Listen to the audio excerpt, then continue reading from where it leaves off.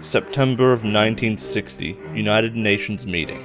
The USA proposes a regulatory body to oversee trade going in and out of Cuba. However, a quick and very succinct counter-proposal is proposed by the USSR, one that seeks to have a regulatory body looking at trade going in and out of Cuba as well as Vietnam. This comes as quite a shock to many delegates. However, the United States, after a small amount of deliberation, agree to this deal. Information that comes out of both of these nations, and both of the trade going in and out, would actually come to nothing. There were no weapons going into Cuba. There were no weapons of mass destruction. There were no advanced weapons, or even handguns going into Cuba. And likewise, while the US was sending weapons into Vietnam, a lot of weapons, military equipment, and trade was not actually against international law at the time, as the Viet Cong were facing the US occupation. This information would not turn out to be very useful. Even though there was no weapons, and Eisenhower should have looked terribly stupid on the international stage, this picks up no media coverage at all. The media of the West completely ignores this, and most countries look elsewhere. This has been a terrible move for the USSR. This has made smuggling anything of importance into Cuba very difficult, as the US is now able to see everything we're putting in Cuba, whether it be a missile or whether it be special research materials. We can still smuggle things in and out of Cuba, however we'll need to call upon our Navy Marine Corps, especially our submarine divisions, to sneak things such as nuclear warheads or other sensitive materials. This is going to put a strain on our military, but is no doubt a clear oversight from Khrushchev. And a lot of the cabinet are losing faith in Khrushchev. Khrushchev has only one more chance to regain trust with the cabinet and the people of the USSR. Another failure could see him out of his position. So, welcome back to episode 3 of the Workers and Resources series. Now, I must confess something straight away. I am not a reliable narrator. Don't take everything I say as fact. Okay, now, beyond that, I'm going to explain what I'm doing real quick here. So, this shopping center is the core of the city, and it needs a pathway that goes through the center of town. And I said in an earlier episode that this wasn't possible, but I managed to find a solution, and someone in the comments of a past video inspired me to check. I'm going to put them up on screen.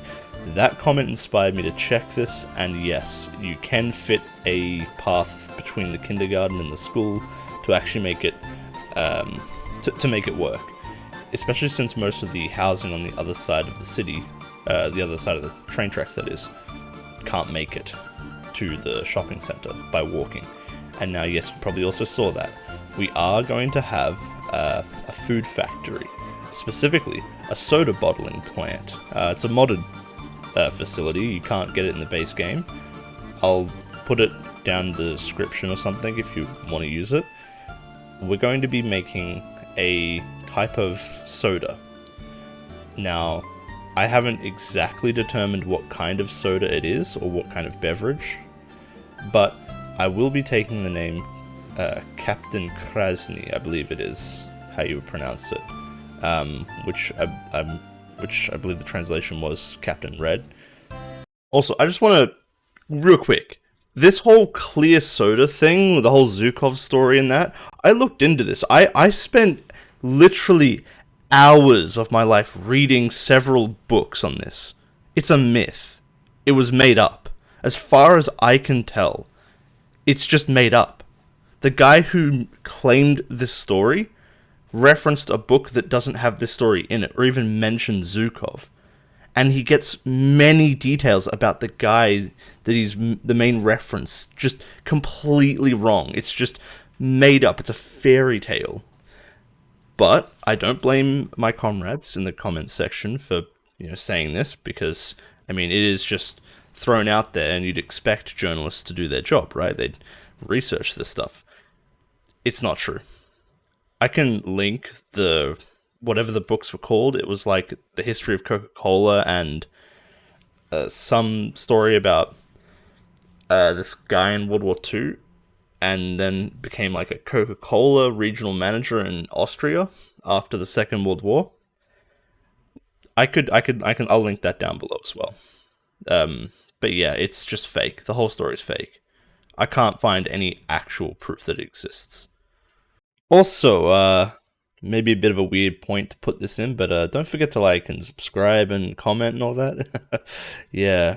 Anyways, the bottling plant will be on the other side of the highway. There will be a few facilities set up for it, like a grain storage. A lot of the bottling plant uses plastics, aluminum, and water, but that's pretty simple to get. It's nothing crazy. Also, I'm building a vehicle repair station. You're going to need one at some point. You're going to need to staff it. That's very important to have, because vehicles, over time, they get less reliable.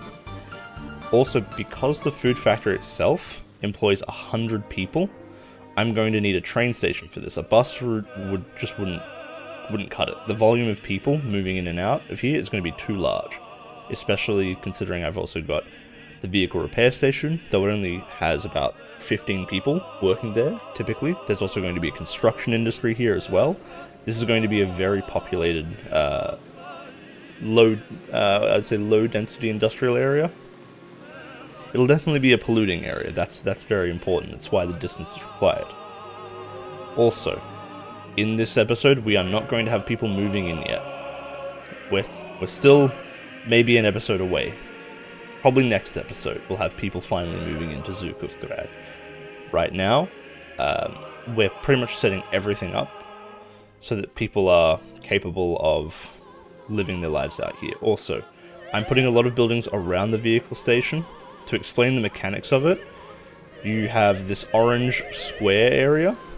If buildings are in that orange square area, that means vehicles that are present there will get repaired from that vehicle repair station.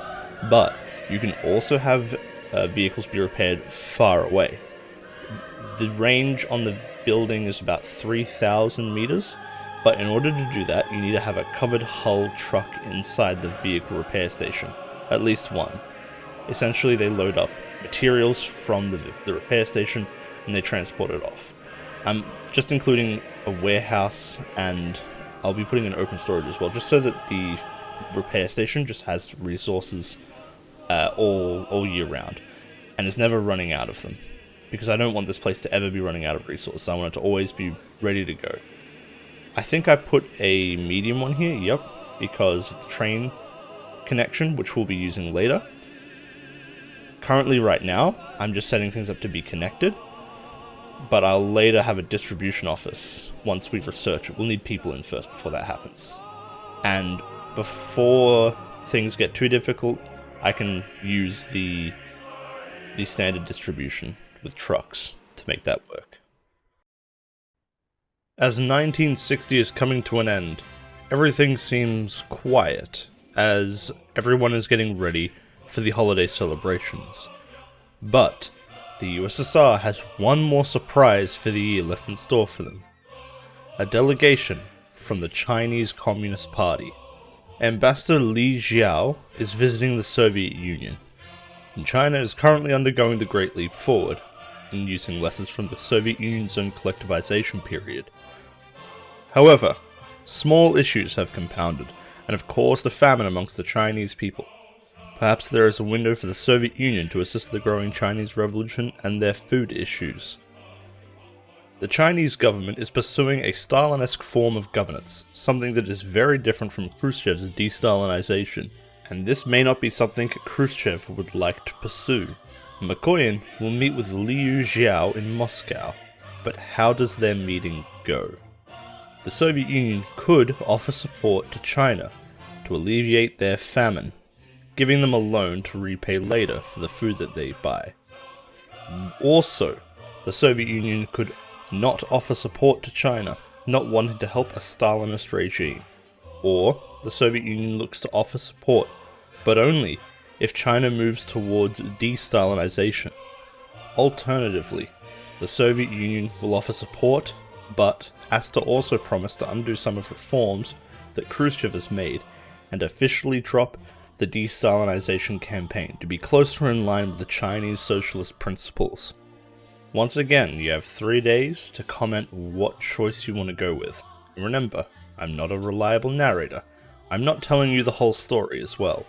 I'm leaving parts out intentionally. As far as we know, China is only here just to look for support. So the best we can do is act off this information and speculate to other reasons why they may be here. If there are other reasons they may be here. But with all that said, I'll let you all comment down below and etc, and we'll go back to the video. So, we're back in the live play. Well, this isn't a live play, it's more of a time lapse. So, coming back, we're just trying to... the big thing here is reassigning the gravel to be across the highway and railroad. The reason for this is actually because the gravel trucks take a lot of time to load and unload gravel, and the bus stop for the fire station is being blocked by those trucks waiting and queuing up. So instead, I moved it so that wouldn't happen, because if a fire broke out and there were no firefighters active, that would be a huge problem. And now here is mostly just trying to get all of these connections for the industrial district. This is mostly just getting tracks laid out in an aesthetically pleasing way. There's no actual, beyond just actually making them exist, making them work, there's no actual mechanical thing I'm doing here. There's obviously, like here for instance, I can't get this crossover to be perfect. Until I did just then, okay, yeah. So there's going to be more railroads that I'm going to need to plan for, but that'll come up later. This here will be all the utilities this area will need. So electricity, sewage, water, yeah, that's it. Especially with the soda factory, it'll need clean water, but more for the fact that everyone will need water here as well to drink, as humans, of course, need to drink water. Most of this is just making it look nice. And of course, with the sewage, it has to have a particular decline from its source towards the sewage plant. So make sure whenever you're dragging pipes out, always make the pipes, if you can, in one single node. That way you never run into problems. Also, this here, I am planning to make the trains cross like an X junction. The reason for that is because I want to have trains go by the river and around the city rather than having industrial cargo trains go through the train station. So that'll be something that will come up later. I'll have to do waypoints in that to make it work, because otherwise trains will probably prioritize going through the train station and through the city, because that is the shortest route. This grain storage as well, because the soda factory itself, the bottling plant I should say, uses crops primarily. We need somewhere to store it. This would be pretty much a sugar storage, but it would also store other things. If for instance the soda we're making is cola, we need cola beans and likely some sort of citrus like lemon or whatnot. The other thing it could be is if it was say a sarsaparilla, we'd need licorice, I believe sarsaparilla is made out of. Anyways, we could probably define what exactly the soda is, but it's probably not that important. I think we're all thinking it'd be a cola, which is, fun to learn about, what kind of soda's made with what.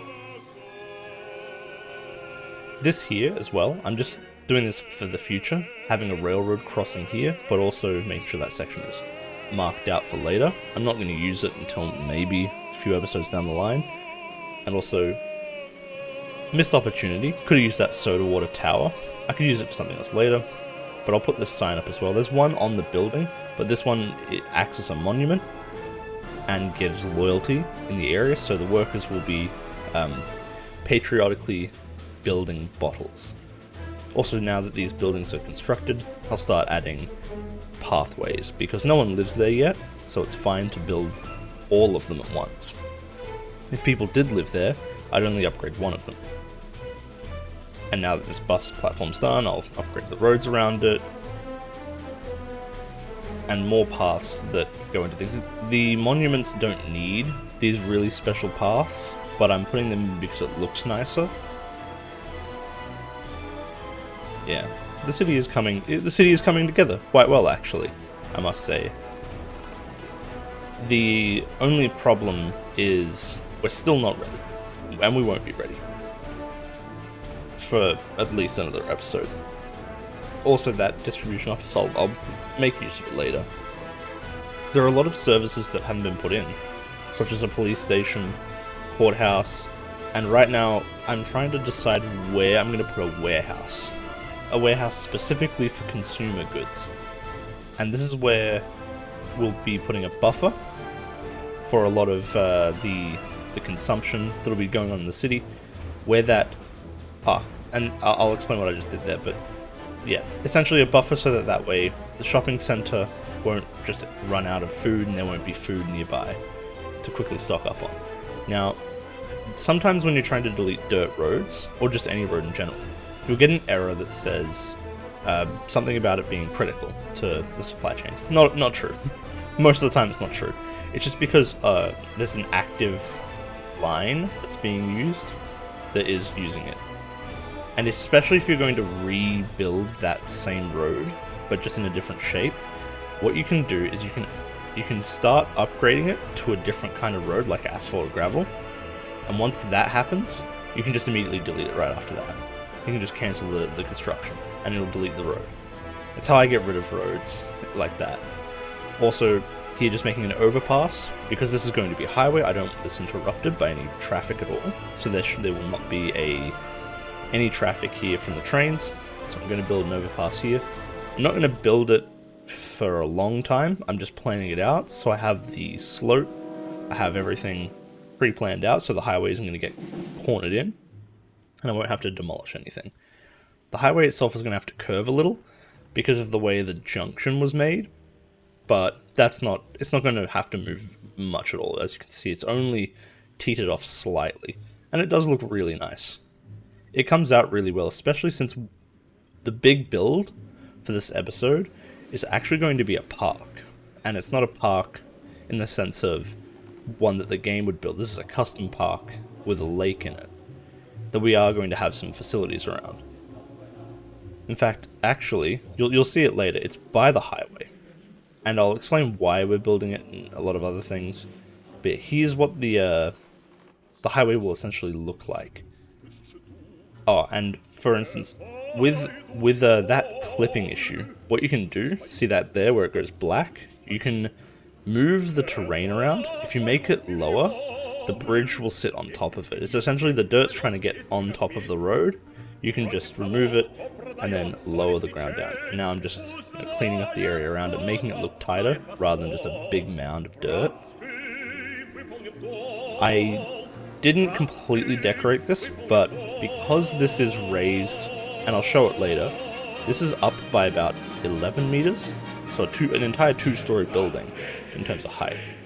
I'm going to put guardrails along this area, because driving off here would be very dangerous, and especially since we're putting a park there as well, the chance that someone could be running around there is extremely high. And I don't want people getting injured, even though this never happens in the game. It never happens. Like, I don't think car crashes can ever happen in the game. I don't think it's in the game at all. I've not seen it. And I've not seen a single mention of it by the developers.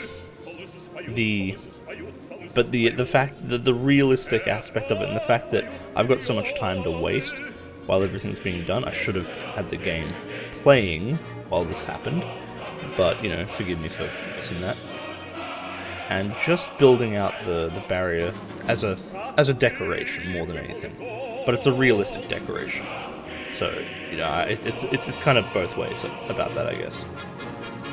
And these barriers, the rate of climb is not very agreeable for the bigger guardrail, so I'm just using the small one.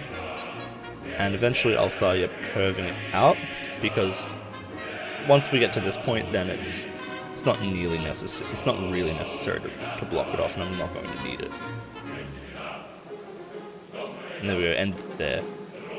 So beyond that, beyond there, there's only 1 meter or 2 of height. So if you're going off there, well, I don't know. I don't know, man. If you're driving off at that point at the very start of the intersection, I don't know. Yeah, here's the lake. It's going to change shape quite a bit, actually, because we're going to do a lot of things. There's going to be a swimming area in this lake, but also and there's also a running track around the lake as well, which I thought would be nice. This will have actual use. I'm going to put stuff on the other side of the lake so people will actually want to use it. Also, one thing I nearly forgot, culture is very important. In fact, a lot of things are very important, like sports. Don't give people alcohol, rather give them culture and education, sports, things that are healthier for people to use. Just having one source of culture is not going to help. So I'm going to put a small gallery of art down, and here we go. This path can connect to the road up ahead, but I'm not going to connect it because it's currently under construction. And if I were to do that, it would make the construction slower, because it would split it up into 2 different constructions. So yeah, this here, we're going to add, I'm kind of weighing up what I want to put down. I don't go with the autodrome, but I do go with some sporting facilities. One, I'm going to put a beach down, so that way people can swim in the lake, they can go and have picnics by the lake, etc. That I think would be really fun, especially during the summer. Though there is winter in the game, and I have disabled it because the winter mechanics in the game are very annoying. I might enable them later, but as it stands, the game's winter mechanics are just extremely punishing. Essentially, everything crawls to a halt during winter, where everything gets snowed over, and there's no way to really counter it, because even snowplows will just... all they'll do is just clear it for about 10 seconds before snow will fall again and cover the entire road. And the road covers instantly. Like, usually snow takes a while to build up, right? It would take like the night to build up, like overnight it would have to snow, and then the build up would be enough to cause problems. Enough about snow mechanics in winter and all that. Not relevant to the playthrough. I might include them later. Anyways. More importantly is the kind of facilities I'm trying to put in here. There's sports playgrounds, and then there's also these kindergarten modded playgrounds. I'm also trying to make sure I'm using unique-ish assets, making sure things look different. It's not going to matter too much here in Zhukovgrad, but when I do make more cities down the line, I want each one to be distinct, so I have to keep that in mind with all the mods I have installed and which ones I'm using when and where. I haven't made a list of the mods I'm using. I could include one. If there's enough people that want to see that, then I'll definitely do that. The football pitch I just put down there, I measured in a different episode the same one that's used by the kindergarten, and they're roughly the same size. They are not regulation size football pitches, they're half the size, if even. The thing is though, they're more like a 5-a-side size pitch, so that's probably more appropriate for what its use would actually be, just 5-a-side football. Both of them even. The kindergarten one though would probably be more for the kids to use during the day. And also yes, if you can hear it, the whining noise of all the engines, I changed the volume settings in between last episode and this one, and I thought it was okay. I'm gonna change it for next episode, don't you worry. I'm gonna decrease it in the editor, so you probably don't even know what it sounds like. I'm probably just crazy to you, but whatever. It's annoying, especially here doing the voiceover. Now, right here, there's not too much going on. We're just kind of progressing time and just decorating the lake, honestly. Going to make it full of thujas, spruce, and pine, which is sort of like the kind of theme of this area, which is mostly conifer trees. Not conifer, is it conifer? Conifer is the kind of tree, I'm gonna have to look that up. But essentially, the kind of trees that have needles and are all year round green trees. Unlike, say, beech, birch, and oak, which have autumn leaves and fall, etc. The warehouse. I mentioned it earlier. We're going to finally put it in this little spot that exists between, I guess you could call it the... Oh, sorry, not call it. It is the rail construction office and the highway. Now, there is a connection that you can use on the other side of the railroad construction office. I'm not going to use it, though. I'm just not going to build rail out that way. There's also no room anyways. I'm not sure what I'm going to do with that particular plot there. I might do something like billboards for the highway, but not sure what I put there. Maybe even like a little advertisement for the soda industry here. That could be something, just to show off our achievements. But yeah, here's that lake. It's going to look way better when the trees are grown in, trust me. But yeah. And here's a bit of a time-lapse of the houses built. Don't worry, we're not at the end of the episode yet. You can down and see that for yourself. Alright, so to alleviate your concerns, this is just a lot of time-lapse stuff, since we've got a lot to build in the city. And in fact, the whole city, or even just these 2 city blocks, are not even going to be built by the end of this episode. But we are going to make a lot of progress. The block closest to the lake isn't done, but it's the closest to being finished. The track builder in the background is going to be really annoying, droning on like that constantly, over and over again. I know. I had to deal with it for over an hour playing this game, and honestly, it grows on you. It's like Stockholm Syndrome or something. Now, the biggest feature that's being built now, and the most important thing, is the Communist Party HQ. That's the building that's currently built now, but you'll see it finished building in a different cinematic, I guess. Yeah, cinematic. The next one, you'll see it. Some of the footage is purposefully put out of order for aesthetic reasons. For instance, this is actually out of order. A lot of these cinematics are actually out of order, but it's just because there's still a sort of visual story to be told. Like in this case, we're panning out and we're looking at the whole city being built as we then move back down to ground level and look at the minutiae going on. We're also stepping back and taking a break because we have gone over a lot of mechanics and a lot of stuff, and now it's just nice to, look and watch, see it all happen. The lake and the trees as well, I mean, if you want to watch them grow, they are growing pretty well. The city as well, from here and where it will grow, I'm gonna say it'll probably grow towards the river a little. It'll also grow out towards the train tracks a little. The train tracks themselves don't pollute.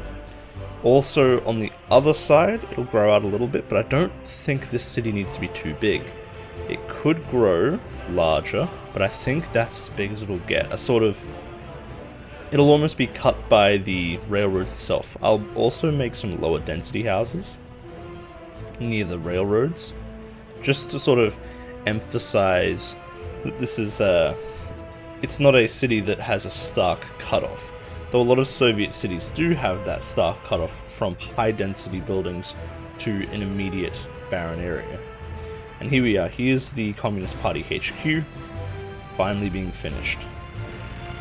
Now the important thing here is that we do distribution planning. It's the research we need to unlock distribution offices, or at least start unlocking them, and a lot of the game revolves around resources and workers. Hey, crazy, it's literally named Workers and Resources. The distribution offices, the current ones, are really small, and we will be building bigger ones that can facilitate larger economies. Each small distribution office now can only hold 3 vehicles, and we can only have 5 of them, whilst the larger ones can hold up to, I think, 10 vehicles, and are also capable of being built as many times as you have resources and space for, which will be a big boon for our economy. The other big deal will be rail distribution. We're going to have to start off with trucks, but we will build into rail distribution at one point. Currently, we don't have all the infrastructure for it, especially since we're still building the rails themselves. We'll also need distribution offices, depots, and other management facilities for rail, while as vehicles is as simple as putting down the office and paving the roads. We've already paved the highway. Now this here is the police station. There was some space here at the park that I didn't know what to do with until I realized I hadn't put down any law and order buildings. So we'll be using this little area for the courthouse and police station. They probably won't be staffed until much later, but that's just a matter of fact that we'll need prisons to have them running. Also, the main reason for having the courthouse be placed here was so that it would have a nice connection to the road, but it's kind of mute anyways, or moot, not mute, because no one's going to use that pathway there, and I literally deleted it. The only reason I built it there was for that, but it does look nicer having a lot more separation there, especially as it is the very edge of the city. Also, I didn't forget this, though I nearly did forget this, was the name Ural-Yug, which I put on the wrong object. I actually put it on the customs house, and not the actual city area. Ural-Yug was suggested by one of the commenters, and it's a great name, as it's also a bit of a nod to the idea that we are currently in a de-Stalinization era after Stalin, and Malenkov was the premier between Stalin and Khrushchev, so it's a bit poetic in that sense. A lot of this part of the episode, the back end, is going to be really boring, and I honestly wouldn't blame you for clicking off at this point, because this part is mostly just building. Not too much is going to happen here, but I do start planning out the construction industry and all of its extremities, such as this concrete plant. I'll also need to build an asphalt plant as well, and a few other things, especially storages, drop-off points, loading, unloading, etc. This here, I don't think I fully plan out, but having a concrete plant close to the construction the construction office, and also completely prepped and ready to go with everything it needs, is essential. This dry bulk storage will store cement, which can be stored for as long as we need. It'll also need gravel in here as well, which we'll put in as well, just underneath this. Not underneath, but lower on the screen where we're looking at now. Once I find it, that is. The concrete is very important for a lot of buildings, not all of them. Prefabs are very important for buildings as well, but again, not all of them. Different buildings and different types of buildings have vastly different construction requirements, materials, etc. And that's also made this little area here a dead end with nothing in it. I don't know what to do with that area yet. I might do something interesting with it, but for now I'm going to leave it blank. I might forest it, I might do something interesting with that. Again, another dead end area is that little back area behind the dry bulk storage. Also with this, I don't want to have the trains just go straight through stations as well. I want each place to have a separate rail to it that comes off the main line. It's all about making sure trains will not block each other later. And this rail here will also serve a lot of other parts inside the industrial area, and may in fact be used for coal or whatever mining opportunities there are on the mountain up there, which is a bit of foreknowledge that I shouldn't have. The mountains behind the camera do have some minerals in it. I don't know what kinds they are. It might be coal, which isn't a mineral, I know. But some sort of mineable resource is in those mountains. I forget what it is. We'll have to do geological surveys anyways to find out. But with that, I will leave things here. I don't want to harp on too much. And I'll leave you with a few cinematics, end cards, all that sort of stuff. And of course, you know, if you've made it this far, you know, like, comment, subscribe, all that sort of stuff. But thank you for coming around and watching. I've gotten a lot of support and traction from the last couple of videos, and it's been insane.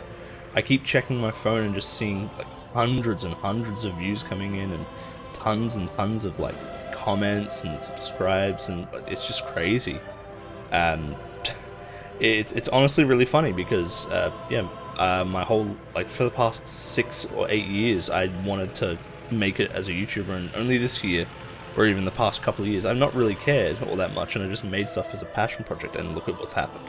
Suddenly it's a success now, when I don't care. Alright, I'll leave you with it.